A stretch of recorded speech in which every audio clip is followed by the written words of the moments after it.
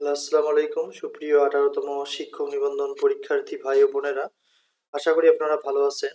আজ আমরা 18তম শিক্ষক নিবন্ধন পরীক্ষার গণবিজ্ঞপ্তিতে যারা আবেদন করবেন, অর্থাৎ ভাইভাতে যারা উত্তীর্ণ হবে তাদেরকে এই বিষয়গুলো অবশ্যই জানতে হবে।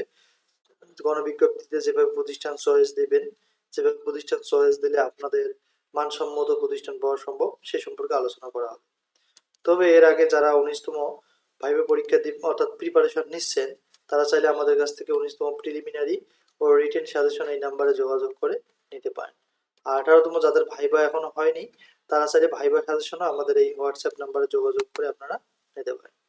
চলুন আমরা মূল বিষয়ে চলে যাই। গণবিজ্ঞপ্তিতে আবেদনের গুরুত্বপূর্ণ কিছু কথা, যেগুলো আসলে 18তম যারা রয়েছেন তাদের অবশ্যই জানা উচিত। সাধারণত মেরিট লিস্ট প্রকাশের 15 থেকে 1 মাস পর কিন্তু গণবিজ্ঞপ্তি প্রকাশ হয়ে থাকে। গণবিজ্ঞপ্তিতে আবেদনের মেয়াদ 15 দিনের মতো দেওয়া হয়, কখনো 1 মাসের মতো দেওয়া হয়। সেক্ষেত্রে আপনারা প্রথম সপ্তাহের দিকে আবেদন করার চেষ্টা করবেন, কারণ পরবর্তীকালে নেটওয়ার্ক প্রবলেম হয় ও শেষ সময়ে অনেক ঝামেলায় পড়তে হবে। অবশ্যই প্রথম দিকে আপনারা আবেদন করার চেষ্টা করবেন।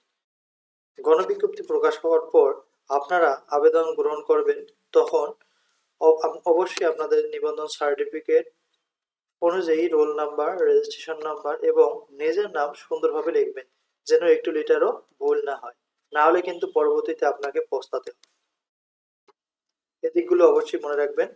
অবশ্যই আপনি যে প্রতিষ্ঠানগুলো চয়েস দিবেন, তার মধ্যে প্রথম 10 থেকে 15টি প্রতিষ্ঠান আপনি ভিজিট অর্থাৎ পরিদর্শন করবেন, দেখে আসবেন এবং দেখবেন যে প্রতিষ্ঠানের স্টুডেন্ট সংখ্যা কিরকম।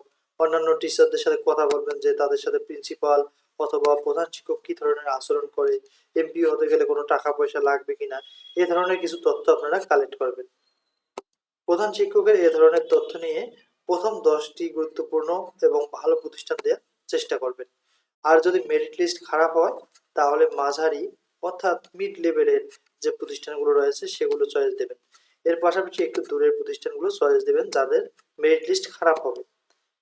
সকলের জন্য শুভকামনা রইল। আরো কোনো বিষয়ে তথ্য জানা থাকলে আপনারা অবশ্যই আমাদেরকে কমেন্ট করবেন, ইনশাআল্লাহ আমরা ভিডিও দেওয়ার চেষ্টা করব। সকলের জন্য শুভকামনা রইল। Best of luck.